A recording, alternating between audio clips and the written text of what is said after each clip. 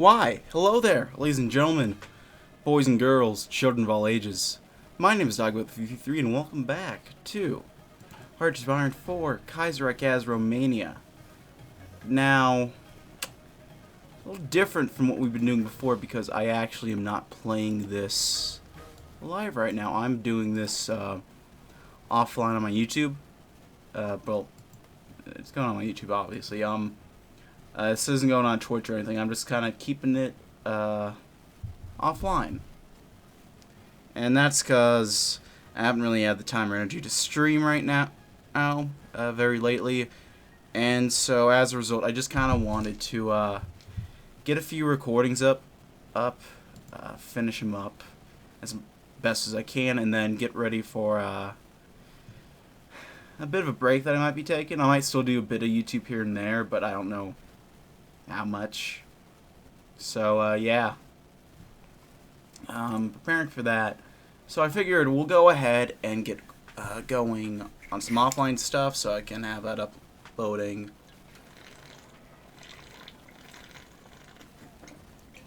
just about this whole week, or hopefully.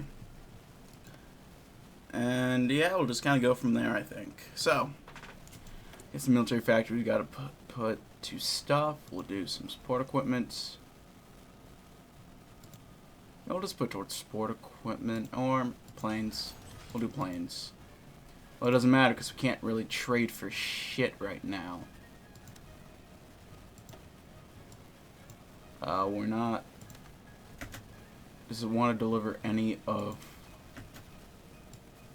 We're not getting anything from them, so we will not get stuff from them. We'll trade with the communards. They can at least appreciate a good deal, it seems.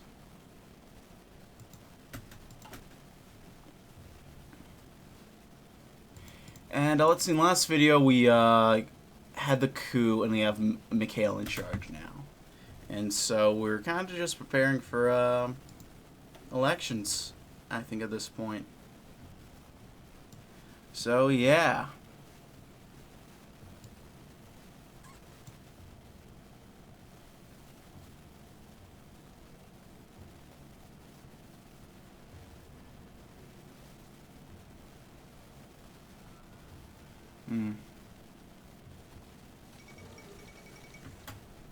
Let's see. Oop, Egypt has fallen. That's a little bit.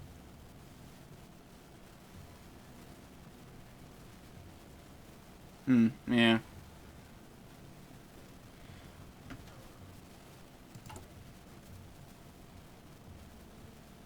So we'll get working on some of the economic stuff. I guess that and the new political stuff with all this. And then there's not too much else to do, really. Honestly.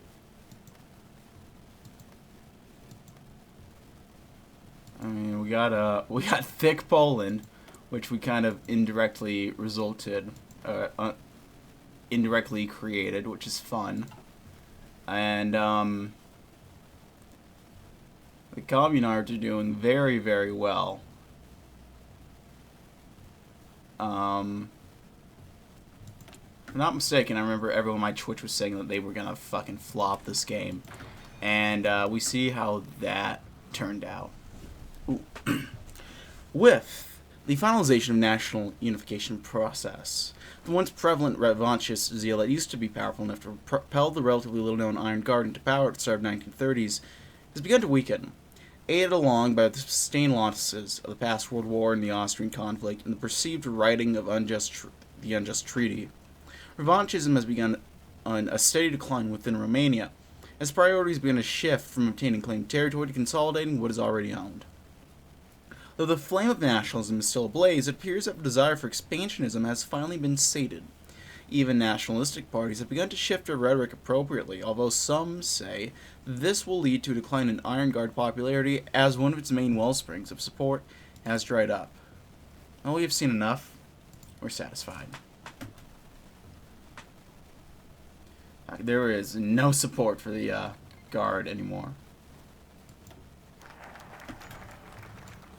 Well, that's not fair. Look at them.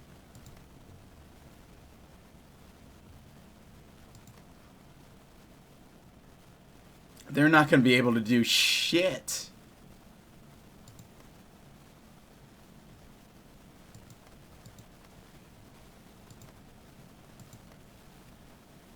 Actually, that's a bit.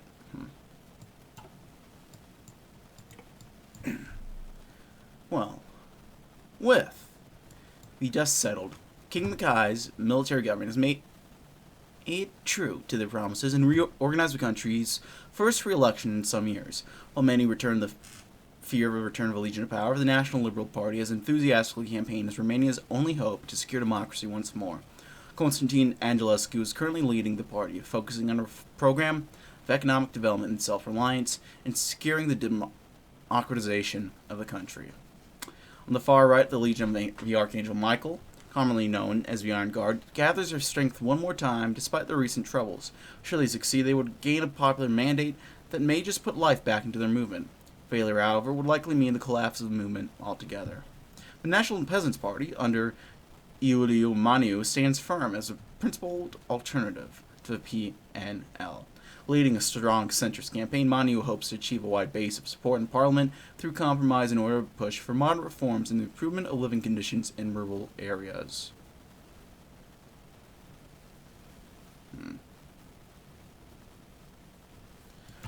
Let's see, what do we want?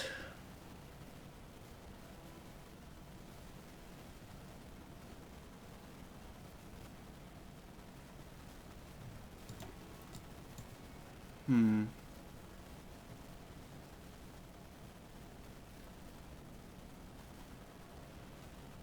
think we'll go ahead and go with the PNT. Why not? And there we go. The Union of the Peasants' Party and the Transylvania-based Romanian National Party has created a powerful political bloc, the National Peasants' Party. Their triumph in the general elections are a surprise. Perhaps the minds across the Carpathians can finally bring much-needed new blood and ideas to Romanian politics after the fiasco of a legionary government. Perhaps indeed. So we're going to lose more war support, but we're not going to war anytime soon, I think. So yeah, let's go ahead and rebuild the democratic nation. Through these past years have been grim for Romanian democracy. Many government institutions are marred by authoritarian policies of Codreanu and Carol II. There's a lot to do to ensure that the Romania we build now will be able to keep its democracy and weather the further storms of authoritarianism and radicalism. Let's reorganize the Gendarmerie. Romanian law enforcement system has for a long time been a stronghold of the supporters of the authoritarian regime. To ensure that the new liberties will be respected, we need to completely overhaul the system. Let's do it. That works for me.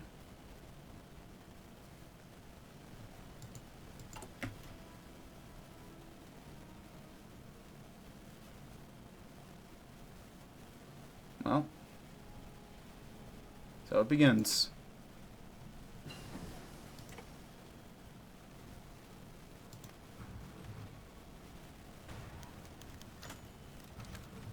Union Day, very nice. Get some rubber processing, why not? Curious.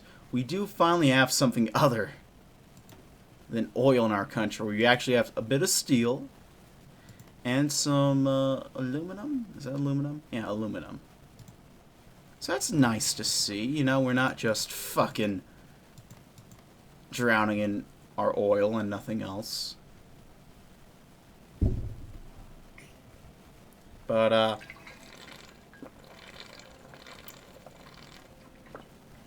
and Austria's not having a good time, are they?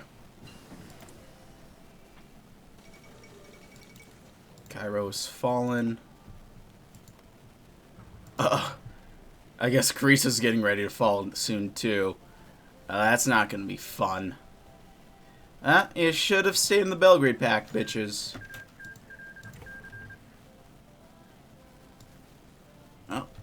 The legionary movement has risen from a small splinter group to becoming a very powerful force in Romanian politics, and it seems they may be heading towards their predecessor's fate. The once small group grew rapidly in size and influence, especially after getting co-opted in power and after unification of Transylvania. However, with its size, it also gained a lot of problems. Quadriano's highly personalistic, circulatory focused, and one-on-one contact-oriented leadership style has begun to falter, in spite of attempts to temper the growing zeal of his recruits. Tightening ranks and forcing waits and probation periods between joining the party and the Legion proper, Law was attempted to try and temper the ballooning Iron Guard's growth and effervescence. And yet, it was not enough. Many radicals across the various factions of the movement have begun to grow discontented with the parliamentarization of the movement, and begin to yearn for the earlier days of the Guard, when it was more militant and combative. The decline of revanchism has also begun to hit the legionaries' odds by recruiting the wellsprings they could tap for support. Recent setbacks have weakened the movement's unity even further, and the faction that used to work together have begun to openly rally against each other. These factors and more have led to its own control over its own members beginning to fray at the edges, and now it is beginning to snap. Many begun to leave, others began to form splinter groups, and in general, the once mighty behemoth of the Iron Guard has begun to collapse under its own weight. While still a force to be reckoned with, at least in the near future, will not reach the same prominency, there we go, it once had, and it is theorized it will begin falling into the same downward spiral its predecessor, the LANC, once fell in. The Hydra falters. Tough break, guys.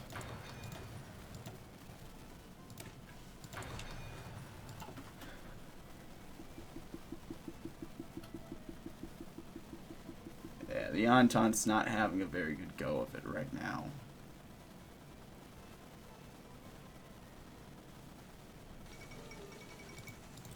Oh, Shy's fallen. Oh.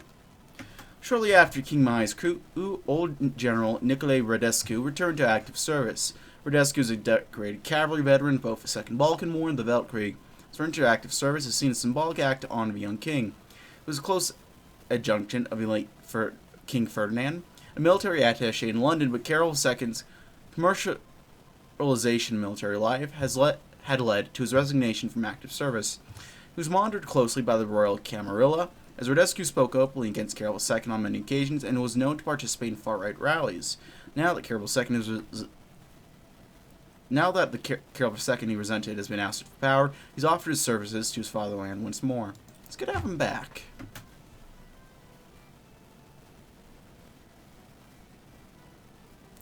The pushes by the Don Kuban Union in Finland right now fascinate me, truly. Even Ukraine Duchy, they're still in this somehow. Oh, Morocco's in the Entente. Well, good luck with that one, buddy.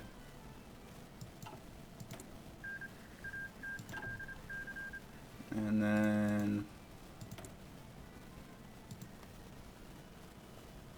yeah, I gotta look for this, too. Oh, God. Oh, God.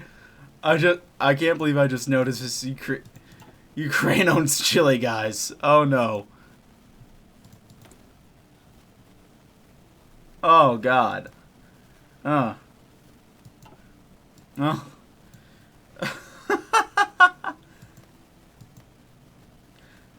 Man. Ukraine really wanted to make sure someone fucked Bolivia out of a coastline. And you know what? I'm for it. In order to better tie our country together, further raise the renown of the age we live in, the king has formally announced the start of a Transalpina project, a spectacular mountain rail that will connect the Old Kingdom and Transylvania even further. We'll cross from the southern Carpathians through the Perang Group. We'll span from Banovaki to the northeast of Targu Jiu, center of Gorge County, all the way to Sebs within Alba County. With a spectacular route and the opening of mountain tourism possibilities in the area, to say nothing of the benefit of the next route, excitement is sustainably high. You know, our old borders shall give way before unity and progress. Let's do it. Next, we'll go ahead and do a monetary union. Transylvania's economy has been under foreign control for centuries, with the Austro-Hungarian krona being the currency used. Replacing of a krona with a leu seems easy on paper, but it'll be a long and destabilizing process to actually achieve. Nevertheless, it's an important step to shift Transylvania's economy toward Bucharest. Let's do that, and let's undo some foreign influence. For centuries, Romanians of Transylvania have been long under foreign rule, and their influence remains deeply entrenched. The remnants must be swept away and replaced, for Transylvania must reflect its role as a heartland of Romanian culture. Let's do it.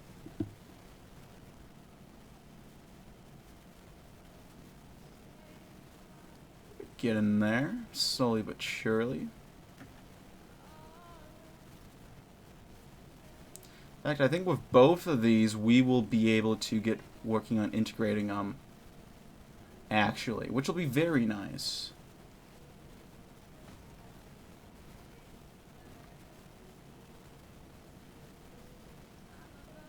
Beautiful.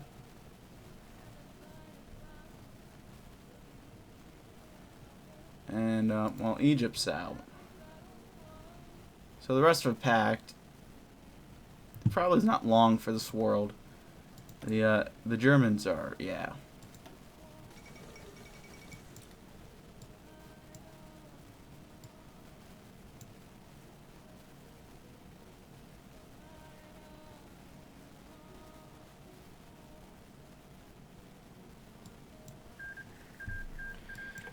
Yep, there we go.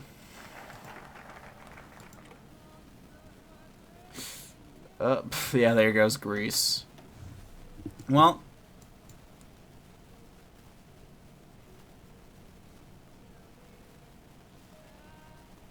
let's go and get an open doors policy going. The open doors policy has been proposed by the PNT to attract foreign capital to invest in industrial development, believing that Romania alone does not simply does not have the capital to support economic development of a scale it needs to compete with the rest of Europe. Well, fair enough.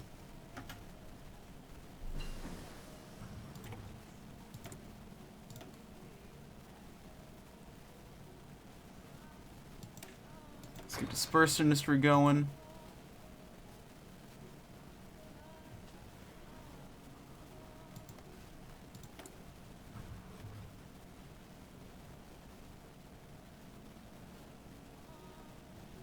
Yeah, the fact that the Baltic Duchy is actually hanging on is fascinating.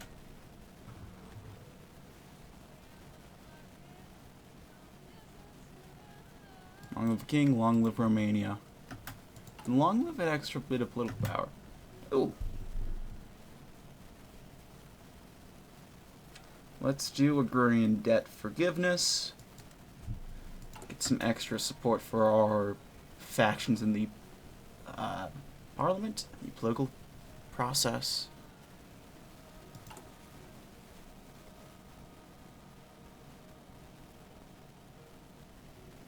And then let's do that.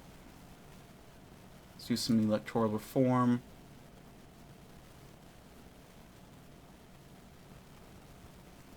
Do we want to lift the censorship? Oh, let's hold off on lifting the censorship right now.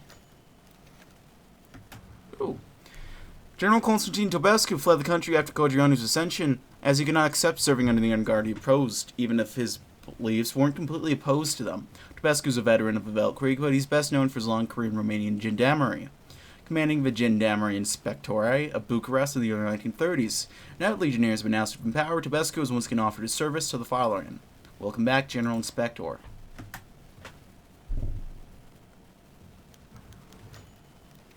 Ooh.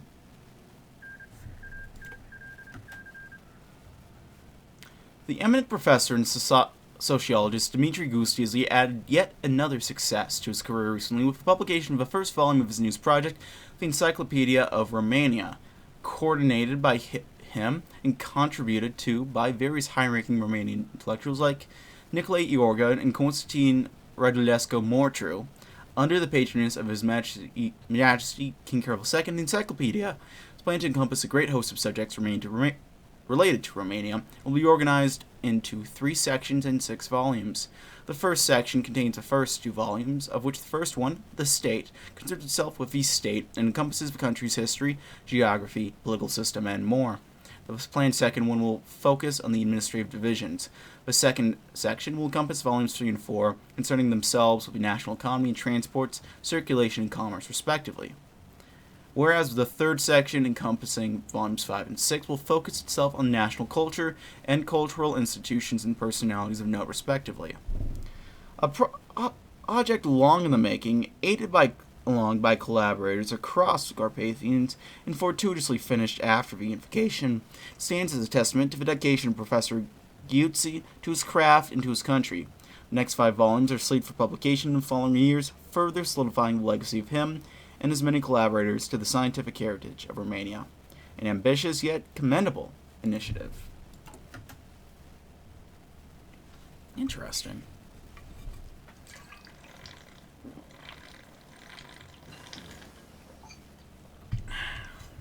Well, oil processing is done. I really don't know what else to research at this point. Have we finished up our doctrines? We have not, actually. Oh yeah, this is probably a good idea. Let's research that then. But other than doctrines, I don't know what to research.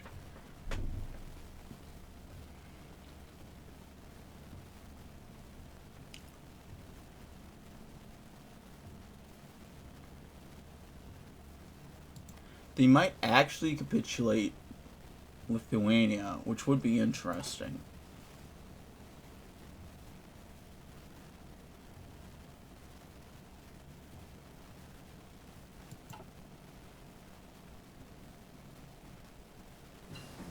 I don't know. We'll have to wait and see what ends up happening, won't we? Let's do streamlined lines.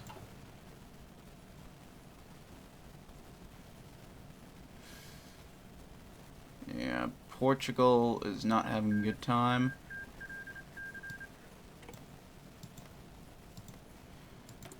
Oof. Yeah, France is out.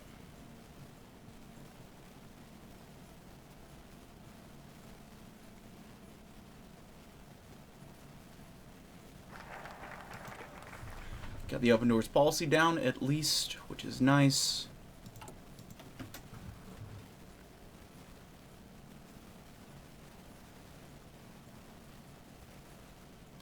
Let's go ahead and do developmentalism. Developmentalism is the economic theory that the less developed economies should focus on building up a varied internal market, largely through moderate interventionism and limited imports. The PNT hopes to achieve a moderate program of industrialization, diversify, and strengthen the economy. Well, there we go. That's not too bad. Austria's about to fall. Feels bad, man.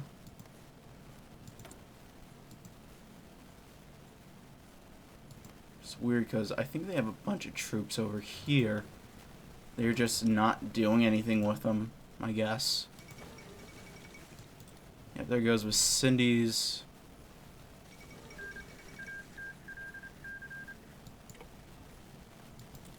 Detroit has fallen.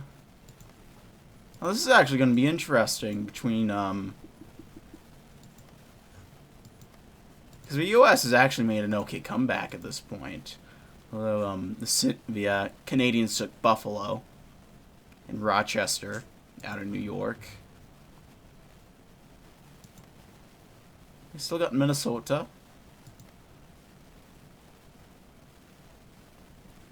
But, yeah, huh.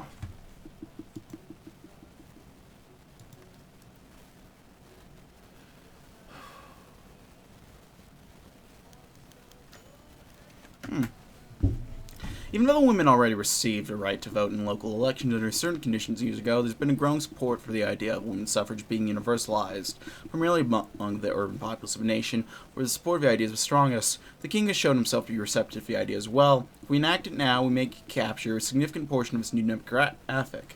Considering the ever-expanding list of countries that have taken the plunge and extended suffrage to women as well, more voices within the legislative assemblies have come out in support of the idea. especially among the ranks of PNT and to an extent among the PNL as well. Recent debates on the issue have come up more and more often, becoming more and more heated. Perhaps it is indeed time to proceed. Let us join the civilized countries, why not?